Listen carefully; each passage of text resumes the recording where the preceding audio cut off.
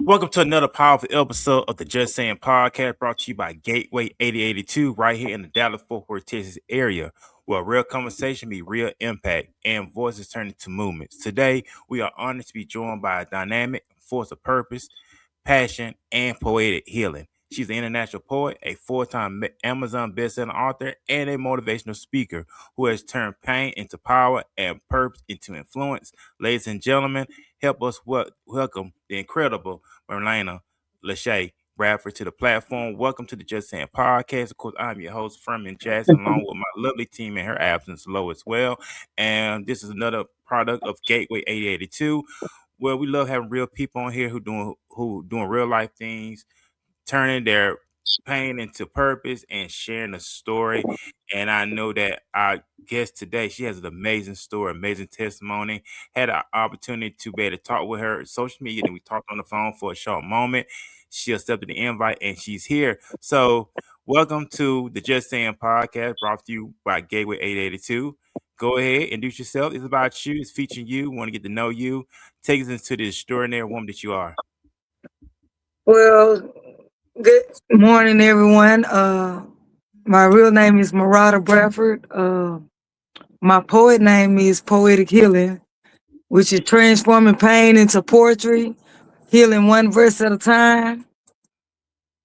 And I would just like to say thank you for having me on the show today. I appreciate it. And I also want to say thank you for our convo and keeping me prayed up. I appreciate that. Man, awesome. And he also, and I appreciate you as well, Yes, sir. poet healing, of course, is the name that you go by. And you have a very impressive resume. You're originally a Louisiana native. You made Texas your home, of course, and I know you're doing extraordinary things here in the state of Texas. And kudos to you as well. So we're gonna get Thank off you. into that. So our first segment is going to roots. Your story. This is the first segment of today's episode. So take us back. I know you grew up in Louisiana. So take us back to growing up in Louisiana and how everything started. Take us back to your roots. Well, uh, my roots started off kind of rough. Yes, I was born and raised in Cullen, Louisiana. I was born to a 14-year-old girl, teenage mom, teenage single mom. I also was born deceased to this teenage mom. Um, my grandmother husband, his name was Donald Myers. He was white. He just passed away in December of 2025. Um, he the one that gave me mouth to mouth CPR. In spite of the doctor saying that she's already deceased, it's no longer to keep trying. Um, I thank him for believing God and being obedient to God's word, and he continued to give me CPR until I started breathing. So I will always be grateful for that, and for him, even though he has passed on. Uh, he actually outlived my mom and my grandmother. My mom passed away in 2020. She was 55. And my grandmother, she passed away at 45 in 1998. And he just passed away in December of 2025. Um, like I say, he was white. He was there all of my life. He helped my mom, my grandmother raise me and my other siblings. Um, he even outlived them both, but he never swayed away from even help raising us and continue to be in our lives even after we was grown. So I'm very grateful for that. Um, growing up, childhood wasn't easy. At an early age, I had already experienced rape, molestation, trauma, and all those traumatic things. And I left Cullen. I think I was like, I had my first child at 26. So I left Cullen. I think I was like 30, 31. No, about 29. Yeah, 30. And I moved to Shreveport. Um, I always was a writer. I even through high school and everything, I wrote. Uh, I had a lot of classmates and people die at a young age. So I would write poems and stuff for their funerals and things.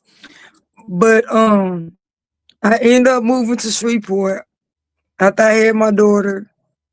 And then I got pregnant again. I think I was like 28, 29. Uh-oh. I got pregnant again, and then tragically, I had that baby beat out of me in a domestic violence dispute that I didn't even know I was pregnant with. And then I got pregnant again at 31, at 30. And I had my son. And then I stayed in Shreveport till I was, I stayed in Shreveport for like 11 years. And then I started to pick my pen back up, but it just like, it was gone. Like I couldn't write anymore. And I remember having a conversation with a guy and asking him, what's going on, why I can't write no more.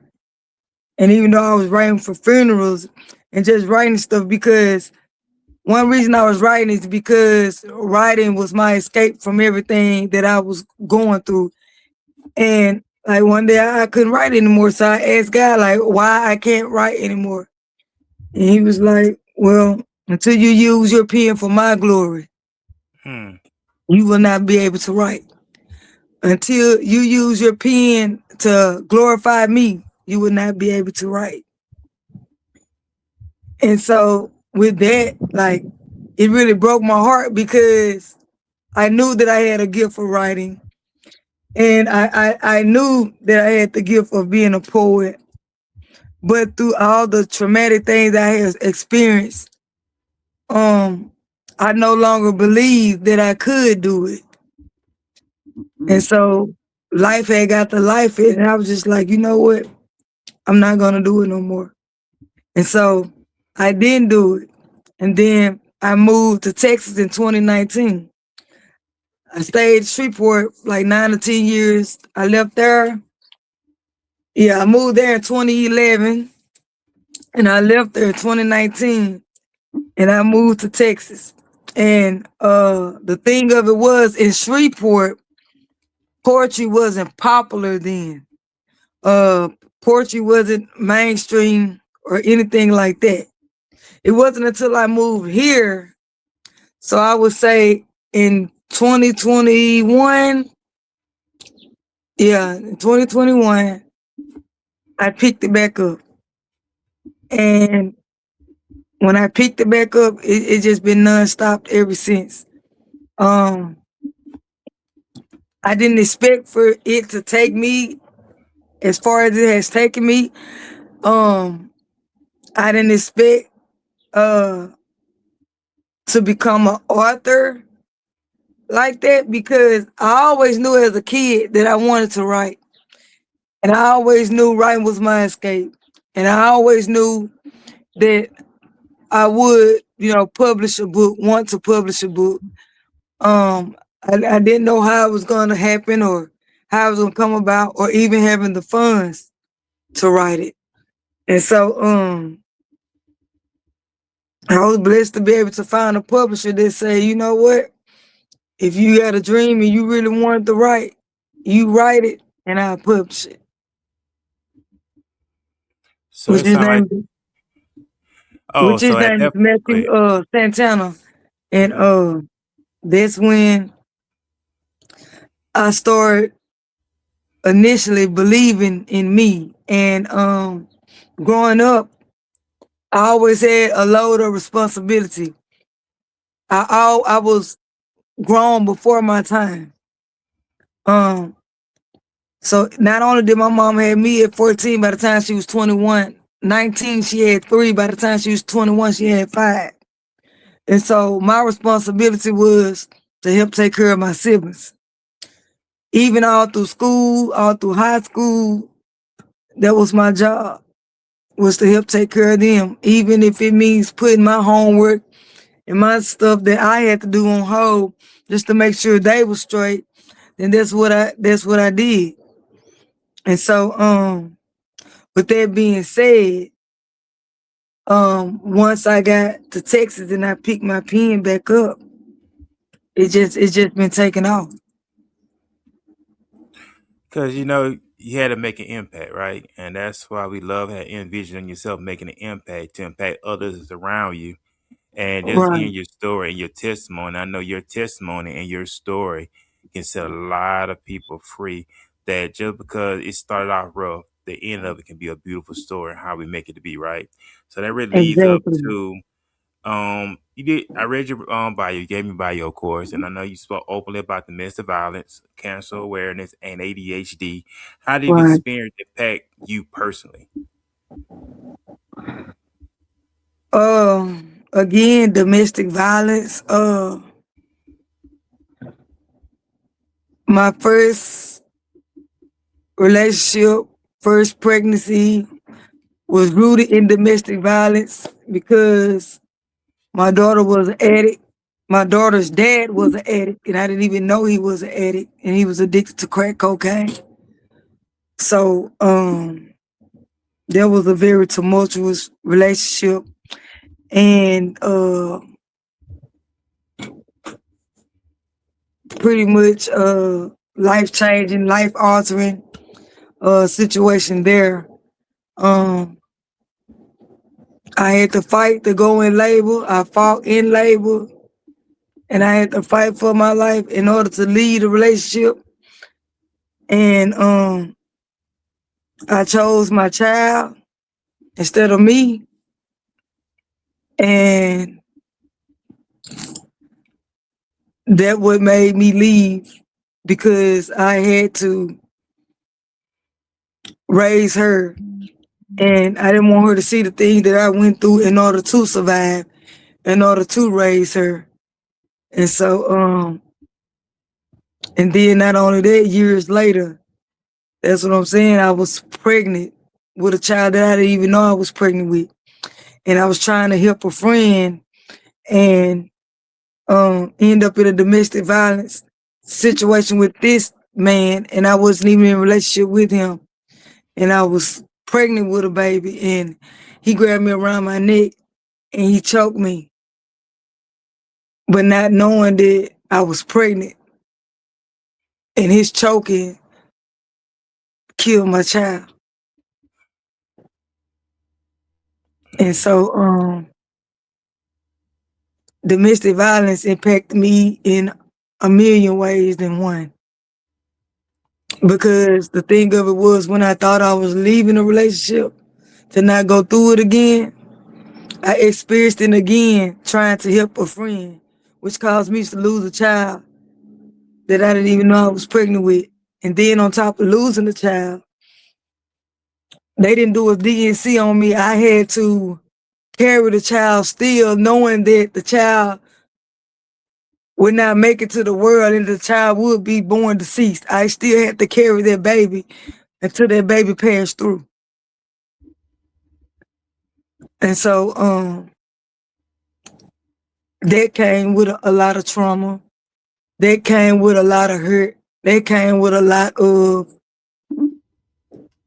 sadness because in that stage of my life, I thought I was about to lose my mind because of the trauma that I had dealt with that situation.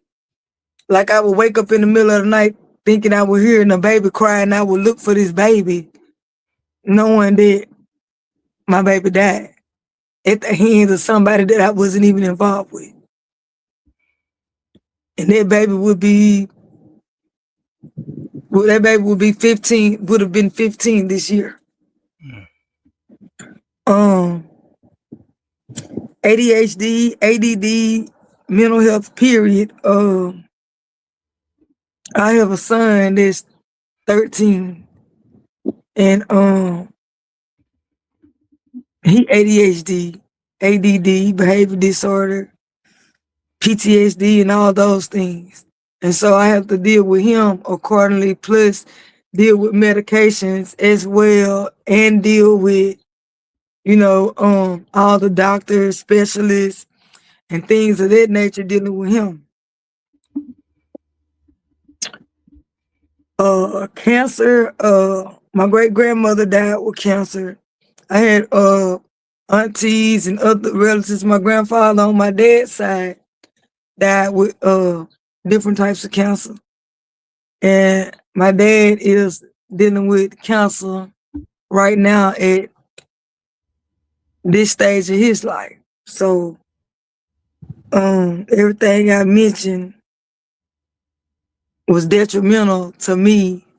I dealt with everything firsthand, but on the brighter side, I'm able to push through it and still talk about it to help or to free someone else. Yeah, and that's Mhm. and that's what it's all about, poetic. And we overcome by the power of our testimony.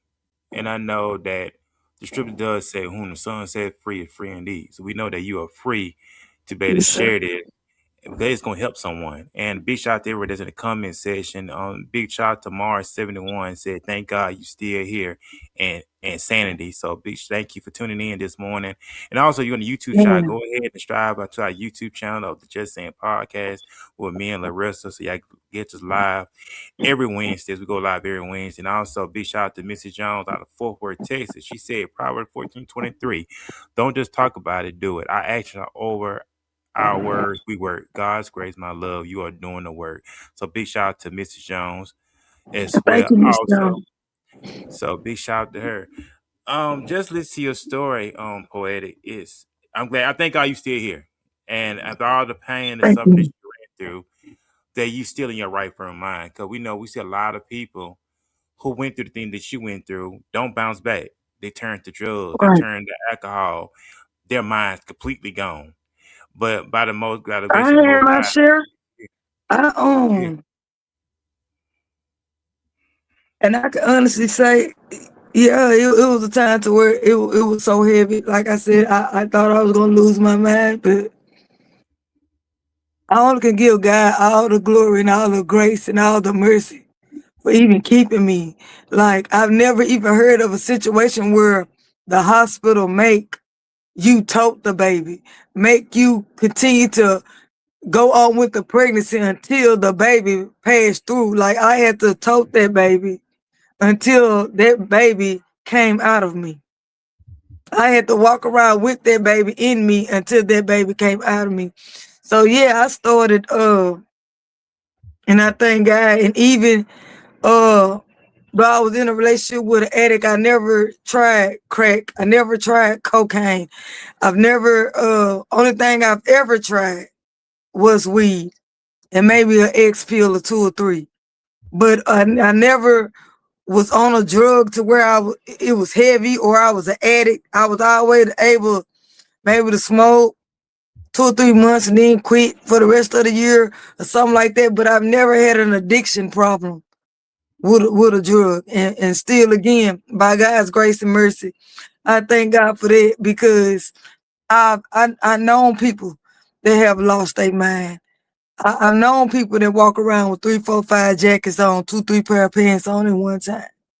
I've sat front row seat to those people. And again, I still thank God every day that He graced me enough to still be in my right mind and not having to go that far to even deal with it. And so, and for a long time, um, I was angry because I knew the hand that I was dealt wasn't mine. I knew I didn't deserve it. But I also knew that deep down somewhere, God had a purpose for me. Um, Even when it hurted so bad, even when I felt like everybody was against me, even when I felt like, even when it came to rape and molestation, didn't nobody believe me. Um, Even being bullied in school, I still always felt that God had a greater purpose for me. But I also felt bad and sad most of the time because a child being dealt a grown person's hand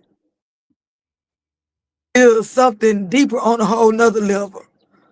And being a child being dealt a grown person's hand and not being able to mentally process or mentally express or explain why you feel a certain way, or why this happened, or to be able to say uh what is therapy or what is counseling or what is mental health.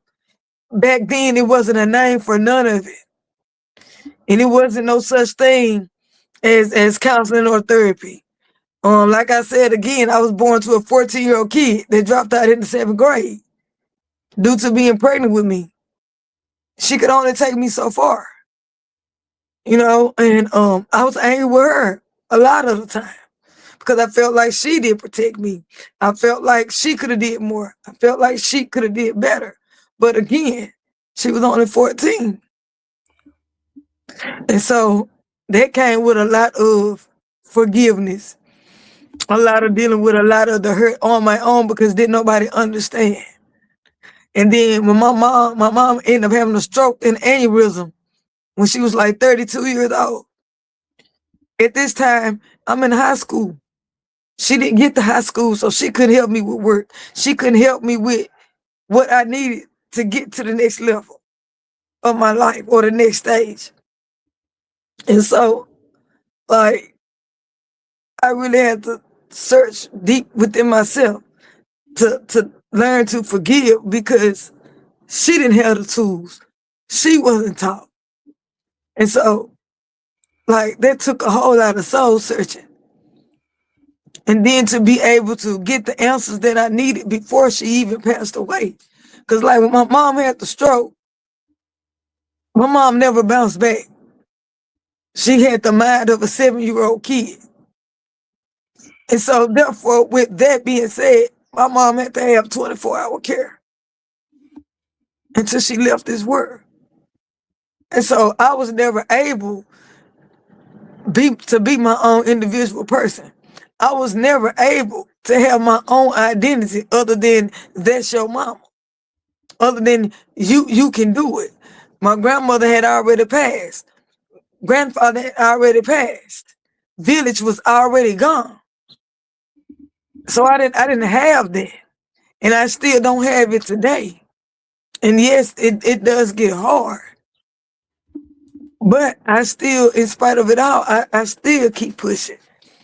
And so with that being said, you know, again, I can't do nothing but give praises to God because yes, I've had several hard days and I still have them. But I'm grateful that I'm still in my right mind and still being able to talk to someone, to free somebody else. Because I didn't learn nothing about counseling. I didn't learn nothing about boundaries. I didn't learn nothing about therapy until I started having my own kids. So it was never nothing that was, given to me. I always had to deal with everything silently on my own. Or I just wouldn't talk because either people wouldn't understand or I don't believe you, or you just a kid, but you wise beyond your years. Well, how you think it happened? How you think I got wise beyond my years?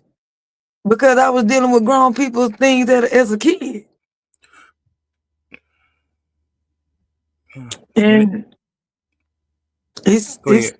it was hard, but I still made it. Key word, you still made it. And that's Yeah. what it's all about. So we're finna get off into our next segment. Segment number 3, the birth of poetic healing. And we know this is your purpose. This is what you do, of course.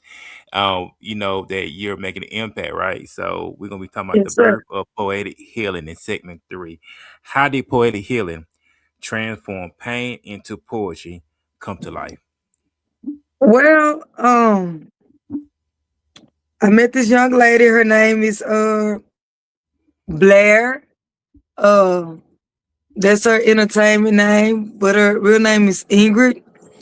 Uh, I forgot where I met her at. out here. I think I was doing a conference or something, and I was speaking, and she asked me, "Do I write?" And then she does poetry, and I was like, "Seriously?" And she was like, "Do you write?" I say, "I can." She's like, "Do you do poetry?" I say, "Yeah, I can." And then she was like, "Well, hey, won't you come to the dock? We do poetry there on Tuesday nights. Let me come and see what you're peeing about." And so I came, and I spit like 2 or 3 pieces. Like from that point on, I just picked up my pen and I just got to writing. Okay. And I also ran into this lady, her name Jasmine Vaughn. She's a poet, but she goes by the name of Brown Goddess. And it is like when I got finished, it's like it was a standing ovation.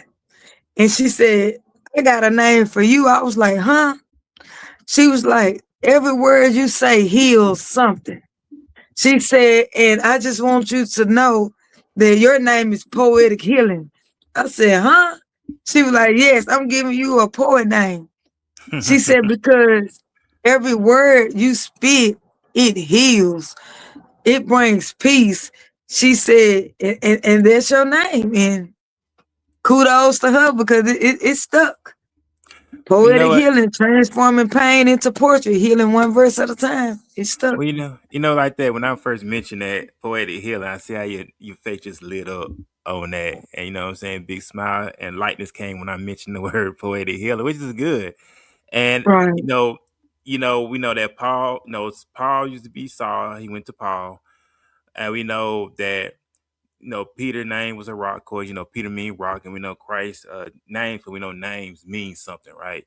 So we don't know right, names when it comes to being powerful names, and we know that healing is part of God's kingdom because the scripture mission healing. So it's important for right. all of us, man, woman, child, to walk in true healing for the greater good. So you mentioned earlier about picking up a pen, of course, and just gonna leave back to when you pick the pen back up. What did that moment feel like? Change breaking. I would say change breaking. I would say healing within myself. And I would also say freedom because when I put the pen to the paper, not only am I releasing, but I'm feeling relief to what I'm putting on the paper because it's no longer chained to me. And so when I pick up the pen, I feel freedom, I feel chains breaking, and I feel relief because I don't have to tote it no more. I don't have to carry it no more. I don't have to hold it no more. You know, I don't have to keep it no more. That's right. And in my releasing, everybody not gonna tell what they went through. Everybody not gonna tell what they have gone through. Some people choose to stay quiet. Yeah, they do. But my thing of it is, how can you forget what happened to you and sit on what happened to you or turn a blind eye to what happened to you when it wasn't even your fault? When you can't help what nobody done to you, but you can help how you take control of your life and take your power back and heal from everything that was meant to break you. And so, with that even being said, um, like I even started like 2 weeks ago of even going live because it's so many factors that goes in abuse that people fail to realize or recognize. I started talking about the signs, the different things you notice when a child is being molested, when a child is being fondled, when a child is being raped, when a child is being, groomed. The little simple stuff is be the stuff that goes unnoticed. And I begin to even talk about how you have some men that prey on single women households that have kids. And it's not just boys, it's girls too and boys. And I think it's kind of like a complex because a girl is told, you have to be strong. A boy is told, you can't cry, and I feel like, or even the words, what happened in this house stays in this house. Those are words that kept me bound for decades. Not because of what happened to me, but because of the shame that would be inflicted on somebody else if I told what happened. Because not only that, they didn't want to deal with their own issues, but me keeping the peace for everybody else kept me in pieces. But nobody never looked at that. Nobody never paid attention to that. Nobody never paid attention to the struggles that I had due to what happened in this house stays in this house. Yeah, it is tough, and I know it happens in every community, but I know you only speaking from our community, of course, and we know Right. it happens on a regular basis. Uh, what happens in the house stays in the house, and what it does, it had to affect a lot of people, men and women, and it affects Right. them in their business life as well as their professional life, and also it damaged them. And when it comes to relationships, the Yes. trust Yes. factor, because we know when someone who's a victim of molestation, it comes from what trust, build up that false Right. trust, and now you can't trust no one else. You can't trust another man that enters your Right. life that wants to love you and treat you Not like a even your own queen. father. Right. Because Right. the abandonment, like Yeah. you, and then, and that's why I say, like, my daddy was an addict, but my daddy also was over the age to even be, involved with my mom. And my dad was an addict. And so my dad wasn't in my life. Like my aunties, like they took up time with me. My cousins, my older cousins on my dad's side, they took up time with me, but my dad was in the streets. My dad was an addict. My daddy just not getting clean probably 4 years ago, you know, and he almost 70 years old. And there you go. Broken home, broken family, no father figure. And every some of the stepfathers, that's what I'm saying. They weren't just being with my mama. Someone was looking at me. Someone was, molesting me. All but Yeah. and so therefore I grew up with all that. And so yeah, it did affect my relationship to the point, like I said, my daughter, my first child, her daddy was an addict. So it's a mirror, it's a reflection because of me not knowing the right way or the proper way. Yes, I did go looking for love in all the wrong places. And yes, I did end up with somebody just like my dad. And yes, I did have to fight through the domestic violence. And yes, I did have to run for my life to raise a child. But at the end of the day, again, I wasn't taught. I wasn't steered in the right direction. And some people fail to realize that when you're not even brought up the proper way, or you don't have the White House and the picket fence, or you don't have the two-parent household, in order for you to grow, you just have to jump out there. I was already out there. Before I even knew what was going on, I was out there. And so therefore it led to me to looking for love in all the wrong places. It led to me getting in relationships that I thought was a relationship, but it was just a one-sided relationship. Or I end up in domestic violence situations. Or I ended up prostituting myself, all because of lack, all because of not having, all because, again, not showing up the proper way. But at the end of the day, I still thank God for keeping me, for preserving me. And that's why I know everything that was taken, everything that was stolen, everything that was manipulated, everything that was schemed and plotted against, all because I didn't know. I know God gonna give it back to me. I know He gonna give it back to me, and I believe He gonna give it back to me. And that's the faith that I have to keep going because I know that everything I've lost, God gonna give it back to me, Right. Right. and I Because believe that. well, in script, he lets us know in the book of Joel, he lets us know that he restored the years that the cake worm, pillow worm took from him. So God is in the bit of restoring Amen. years.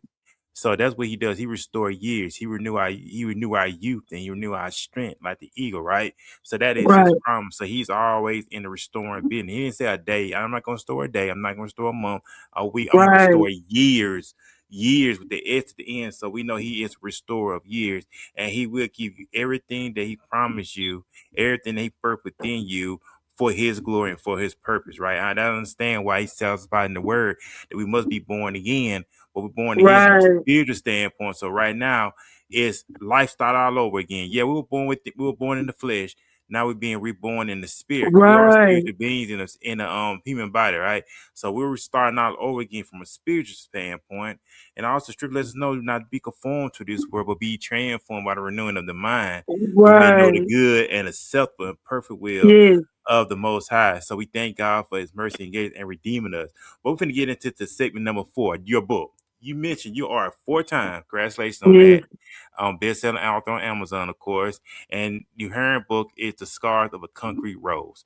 It's powerful. yes. What inspired the title? What inspired that title? Because the scars of a concrete rose.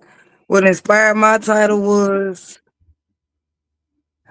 even though I have walked through the fire, and even though majority of the time I might not understood why I was going through so much, or why things was happening, or why I was repeating cycles, or why I couldn't move forward sometimes. What inspired the titles was once I decided to take my own life in my hands and make the decision that I'm not what happened to me, but I'm who God says I am, and that I am His child.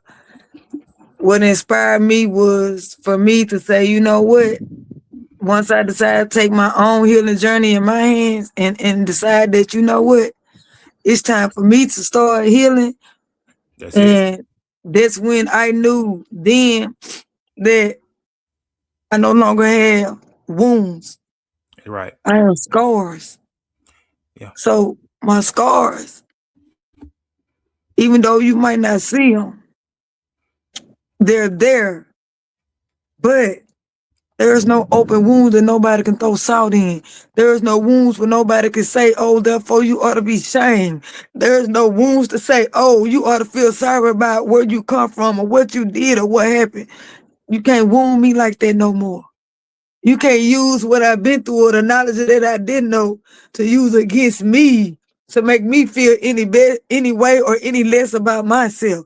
So that's where the scars come from because I'm no longer the wound. I'm the scar, and scars heal. You said it right there, poetic healing. Scars heal. At the end of the day, you're winning, and I'm glad and I'm proud of you for fighting back and not using what you went through as a crutch. Because a lot of individuals use it as a crutch, Right, but you made up in your mind that hey, enough is enough. I'm fighting back because I know who I am in Christ. I know who you made me right. to be. You are a goddess. You are a queen, and you always Thank have to you. remind yourself of that, of course. And I know what message. Let's go to the next one. What message do you want readers to walk away with after reading your book? My message that I would want women, young girls, teenagers, anybody that read it, I would like them to know again, you are not what nobody else done to you, but you are who God says you are. And regardless of the tears, regardless of how many tears you have to cry, don't let nobody tell you you're you're not healed or you're too broken or you're not good enough because at the end of the day, and that's why I say my tears are not about sadness. No, my tears are because I made it through. My tears are because God gave me a second chance and chance after chance after chance. My tears are because everything, even being born deceased, was meant to kill me. I survived. And God still has a purpose for even me. So I would want everybody that read this book know that you are who God says you are. But also to the young girls, I want them to know through everything that I have been through, even the mistakes I have made. Guess what? This don't have to be your story. You have a chance to read this book, take the good with the bad, and turn it around and become the person that you're proud of, in spite of what you have been through.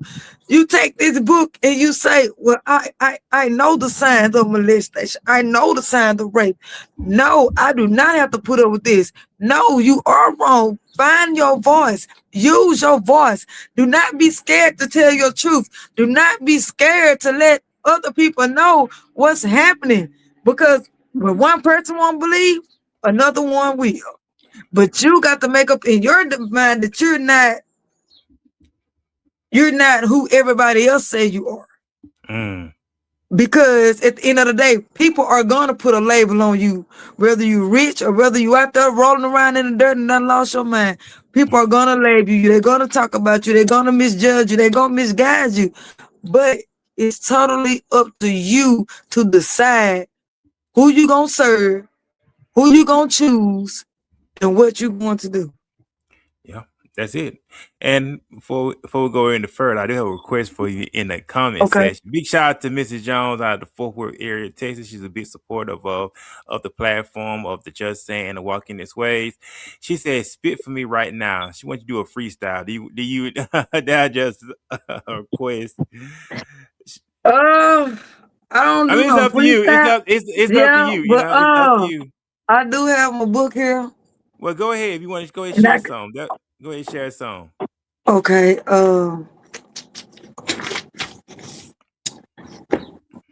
This one called "Trauma Don't Love Me." Trauma don't love me.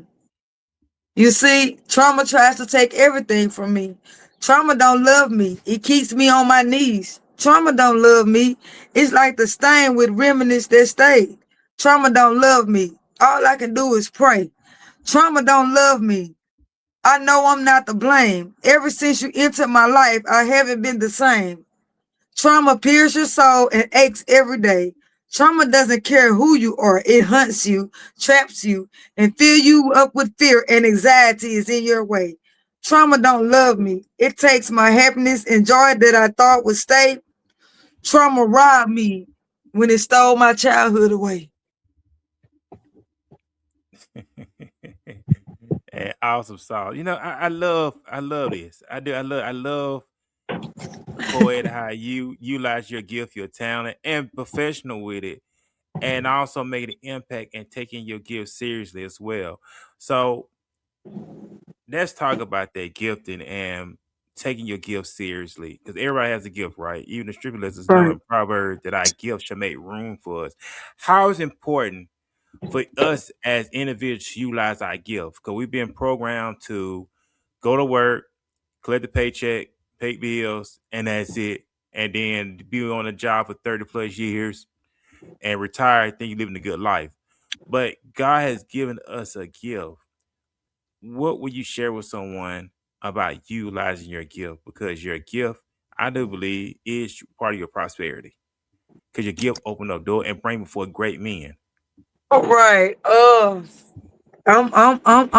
I'm living through that right now. I'm walking through that right now. So with me, like I say, taking my healing in control and learning to lean on God uh for when I am weak and leaning on his strength, I would say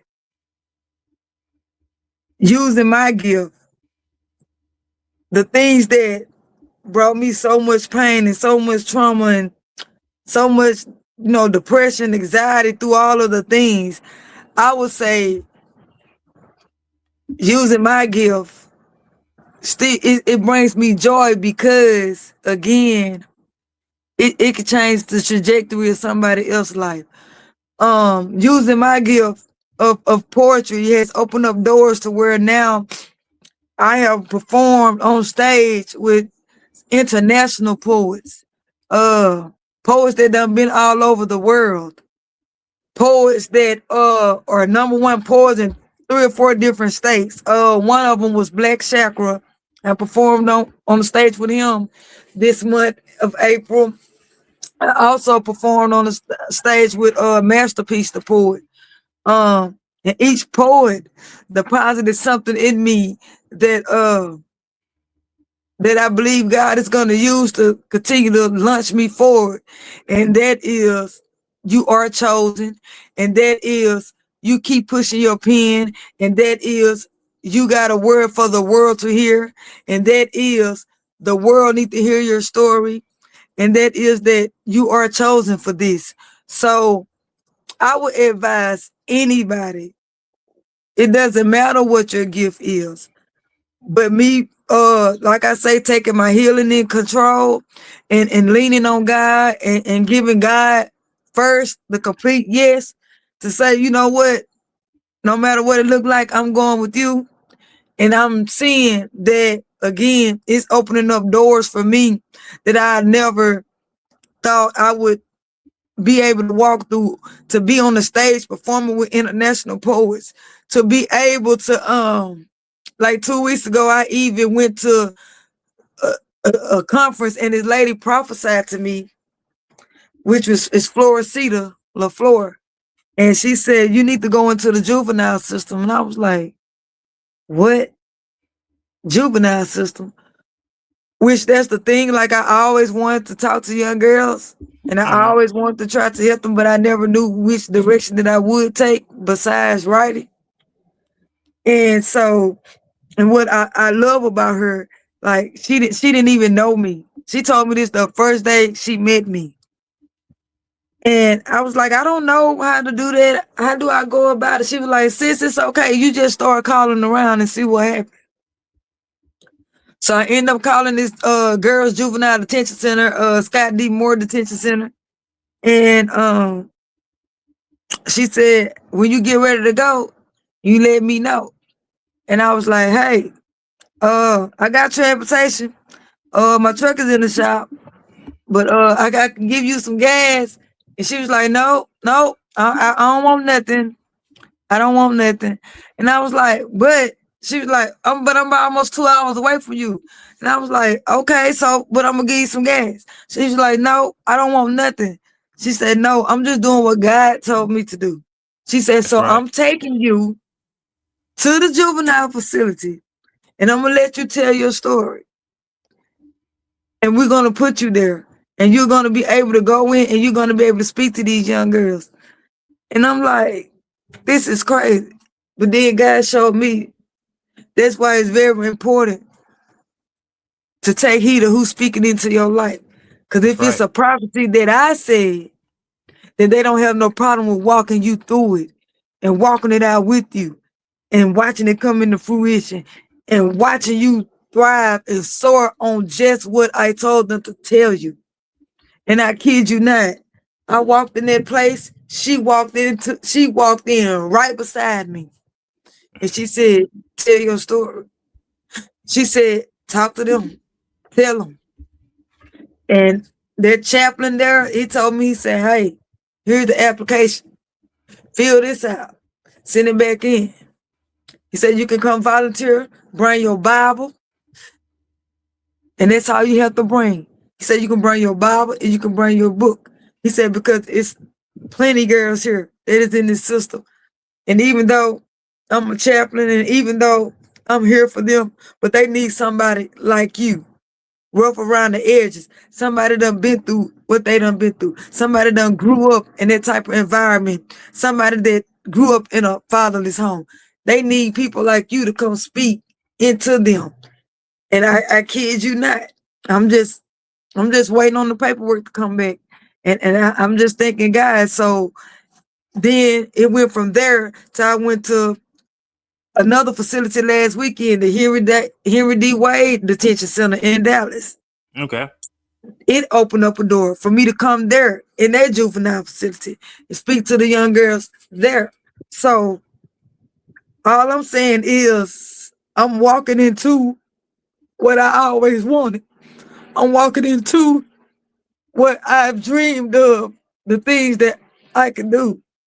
I'm walking into things that they was only just childhood dreams, because these were the dreams that I was having to escape the pain and the trauma and the things that I was dealing with. These are the type of dreams that I would have, that I would be able to talk to young girls, that I would be an author and be able to write a book, that I would be able to be on billboards. I done been on billboards in Tennessee, North Carolina, Florida.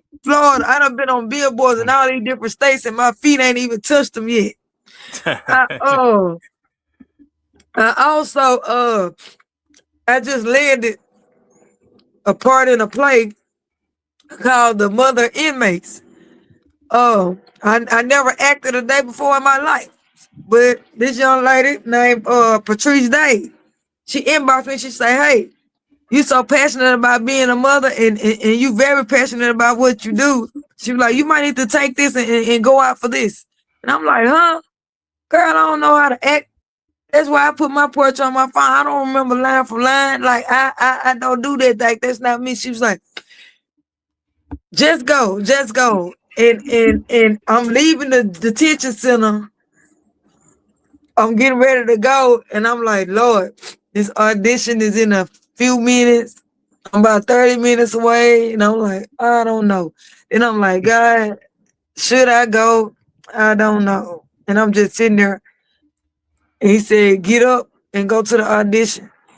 And I'm like, "Now you already know I don't know how to act. You don't know how to remember no lines." I said, "But since you say go, I'ma go." He said, "Go. The way has already been made. Just go. Just That's it. show up." And I swear I just showed up. And it was a lady there that was sitting with the judges that I had modeled for her in her Macy's fashion show. And I come in the door running because I just left this event. And I come in the door running, and I was like, "Hey, I'm a writer Bradford over here. I don't know what I'm doing, but let's do it." And she just got up and she just reached her arms out to me. Her and her husband was sitting there.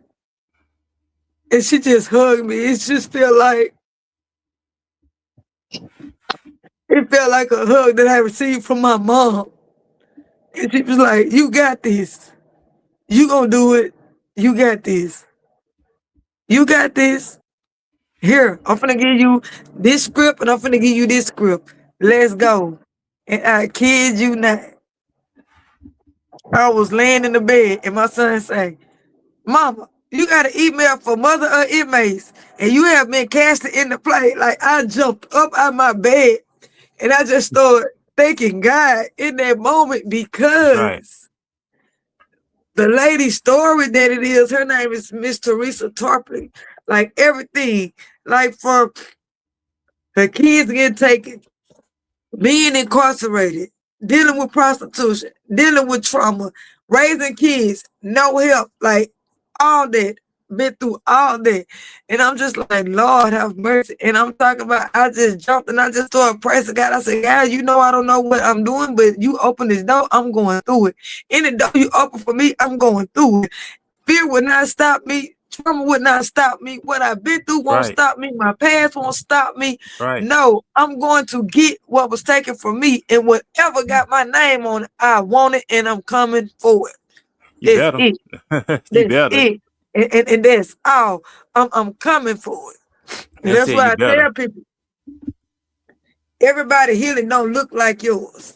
And the people that haven't been through what I've been through, of course, you're not gonna understand my tears. You're not gonna understand my praise. You're not gonna understand my story.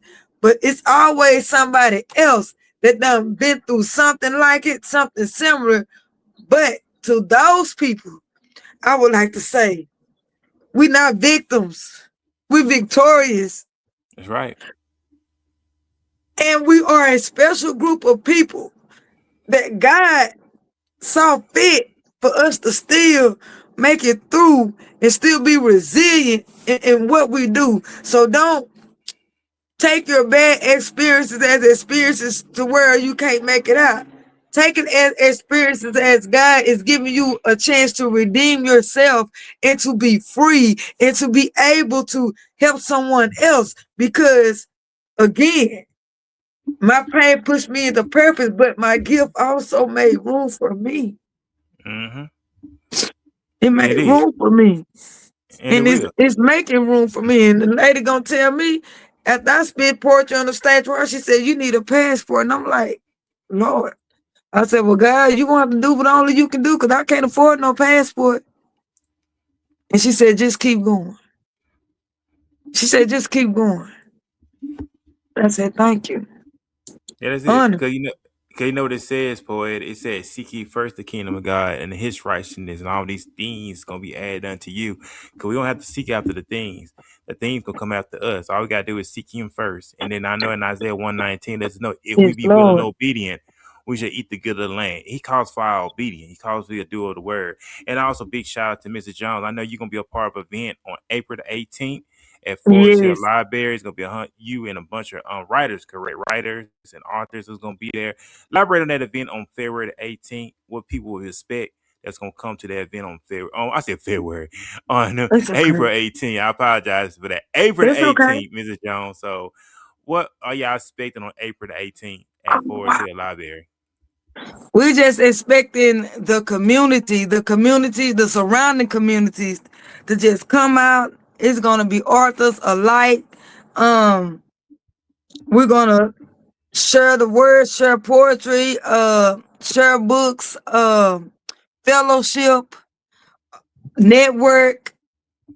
Miss Di always had the best food. I swear. I don't care what event she throws, she's gonna have the best food. So I know for a fact you're gonna eat good, you're gonna fellowship, and you're going to be able to do more in the community because she gonna push you. And that's I would like to give my utmost respect to her. Because from Right, the first day that lady met me, and to this day, she pours it. I don't care if she even send me a message through Messenger or she send me a message through text message. Like she pours into me and she pushes me.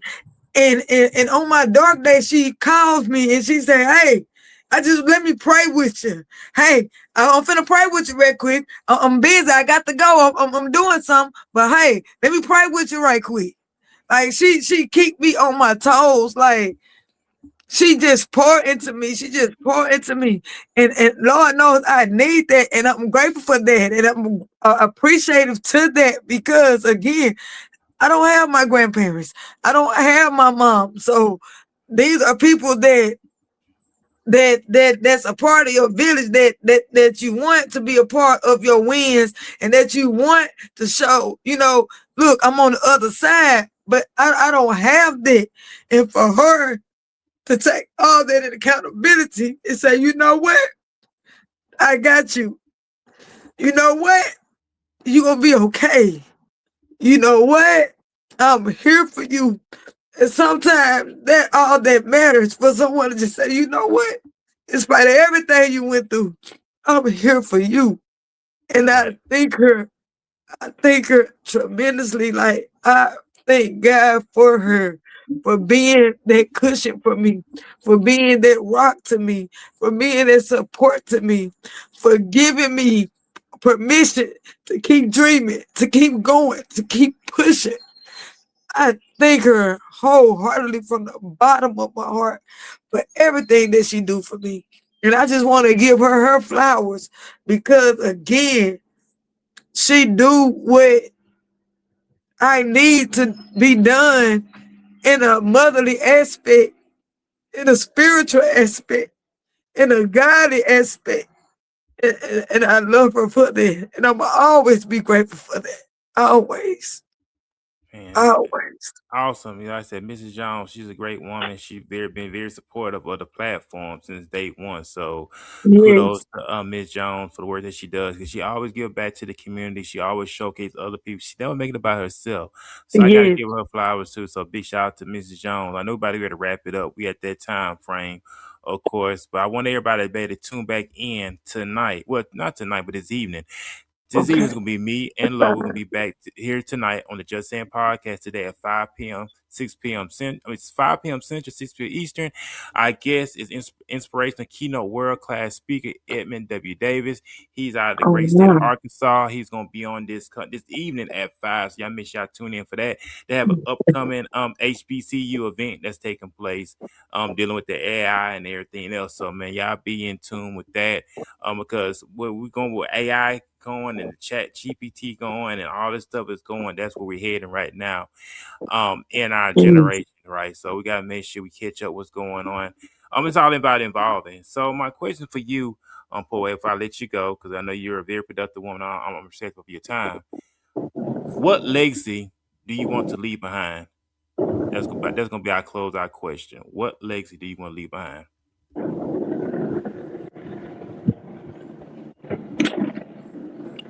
I would want to leave behind.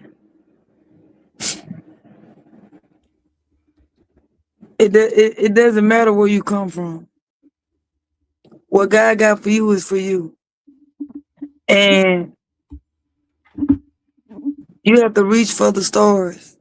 And even in spite of everything you have been through, I want my legacy to be that I made it. I overcame. Not only did I survive, I thrived. I made it. I made it out. I want the world to know that what God is doing for me, He also can do for you. And you are allowed to have a bad day.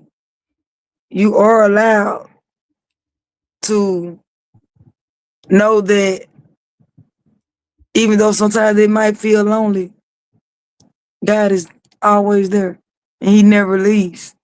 So, again, I just want the world to know and my legacy to be that in spite of everything I went through, even though I cried, I survived. Man, that sums it up right there that you survive. And so we about to agree to depart. Y'all make sure y'all go ahead and tune in and be a part of the April 18th event that's gonna Yeah. be taking place at Forest Hill Forest Hill. Library. Forest Hill Library from 1 to 4. It is so bring the family out. It's gonna be a lot of great people that's gonna be a part of it. Of course, you Marcy, the GF Soldier, Ms. Jones, of course. So y'all come on out on the Forest Hill Library on April the 18th from 1 to 4. Ms. Jones said we're looking forward to seeing everyone else. So bring your family. Y'all come on out and be a part of something great, of course. And also Arthur Showcase. We're going to share our arts, crafts, our talent as artists with the community, and we're going to embrace one another and network. So y'all come on out April 18th from 1 to 4. So y'all be out, be a part of that. Get more information, updates as well. Also, so Yeah. that really sums it up. Like I said, me and Lo will be back here this evening at 5 p.m. on the Just Saying podcast with well-known keynote speaker Edmund Davis out of Arkansas, talking about the upcoming event they have going on in Arkansas, dealing with the HBCU on the Black colleges. So y'all be tuned, y'all tune in for that as well also. So man, great things, great stuff in store. Big shout out to you as well, Poetic Healing. Thank you once again, man, Thank for taking you. time out your productive schedule. Come on here as well. But if I let you go, do you have any words of advice, any sounds of wisdom you want to leave here to listen honest if you're to depart? And I want everybody to enjoy the rest of their hump day.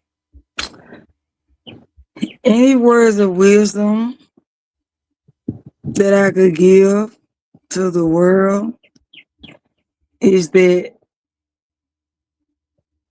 God never leaves and He's always there. He always here because, even when life get to life and pick up your word, even with tears in your eyes, pick up your word and just bask in the goodness of God because in these days and times, That's the only person you can depend on. It is God. So I'm just wanting the world to know that, without God, we can't do nothing. But with God, we can do everything. And just continue to keep God first. Every day is not going to be peaches and ice cream. But just know God is within me and He is within you, and you will not fail. Just keep pushing. Keep looking forward. Don't Yeah. look back. And that's right. And that sums it up right there. So we about to go to depart. Ladies and gentlemen, like I said, go ahead, tune in at 5 p.m. today. We're gonna be back with a keynote speaker, well-renowned Edmund Davis out of Arkansas, gonna be a part of this evening's podcast. So me and Lo will be in the building as well. So y'all make sure y'all tune in for that. Also, go ahead and hit that notification button, like, subscribe to our YouTube channel, of course, and be on the lookout for more content. And we go live every Wednesday at 5. This right here was a special mid-morning edition that we did. So we normally go live at Oh, 5 p.m. So, bitch, thank you once again for coming on here. Also, I will be yes, back sir. Saturday on the other platform, the Walk in This Way. We'll be back this coming Saturday for the Walk in This Way Impact Was podcast. That's at 11 a.m. Central. And of course, we'll do the Tuesday night show, which is the Walk in This Ways Tuesday nights at 7. So y'all be also look out for that. So go ahead and like, subscribe to our YouTube channel over at the other platform, the Walk in This Ways. Major content, major moves, and that's what we all about here on for Gateway 8082. That's a company that we formed here in the state of DFW. So Gateway 8082 Media Company. It house both of the Walking This Way and the Just Saying podcast. So y'all be on the lookout for that. And also we thank everybody for tuning in as well.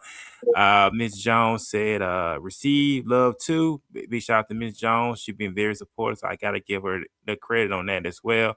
And also give big Amen. shout out to my teammate Lois with her absence on today. But like I said, she will be on here today at 5. So y'all make sure y'all tune in. And we have a great conversation with Mr. Davis out of Arkansas with the upcoming event they have taking place. It's a 2-day event that's gonna be taking place. He's gonna talk more about that. That's gonna be in Arkansas. So we're gonna make a major move outside of Texas as well. So man, y'all be on the lookout for that. So that sums it up. That's all my Yes, sir. rundown, all my announcements as well. Oh, go ahead and plug the book. Boy, this is about you then, ma'am. So go ahead and plug the book where people can go get the book and support the work that you're doing. I totally forgot about that, but go ahead and plug in where people can purchase the book. Okay, I'm gonna put the link in here for Amazon. Okay, it's on Okay, Amazon. Okay. yeah, it's on Amazon.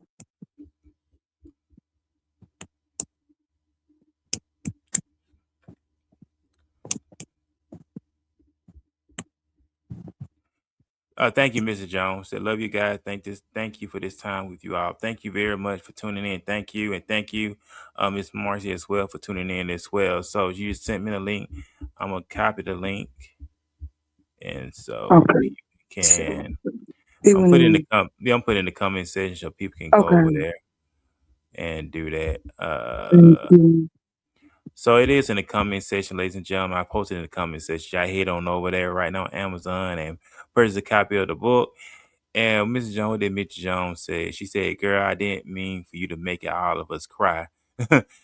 Tune in and listen to Absorb Baby. You delivered on this interview. So thank you, Mrs. Jones, as well. Also, once again. So we are out this thing. So the name of the book is called Poetic Healing, Transformation Pain into Poetic Healing, one verse at a time. So thank Poetic Healing for coming on here again. Like I said, we're about to get ready to depart. That's where there she go. It clicked It's me all out. good. I didn't hear Nah, you. you good. I was saying I did post a link in there, but Mrs. Jones said didn't mean for you to make us all cry, tune in to listen. And she absorbed, baby. You delivered on this interview. So your interview really made an impact on a lot of people. So thank you, Mrs. Jones Oh, as thank well. you. The link is also in the comment section. So y'all head on to Amazon, purchase a copy of the book. Let's support Poet and what she got going on, support her ministry as well, right? So you have to Yeah. support the ministry as well. And the name of the book, correct, is pull this up.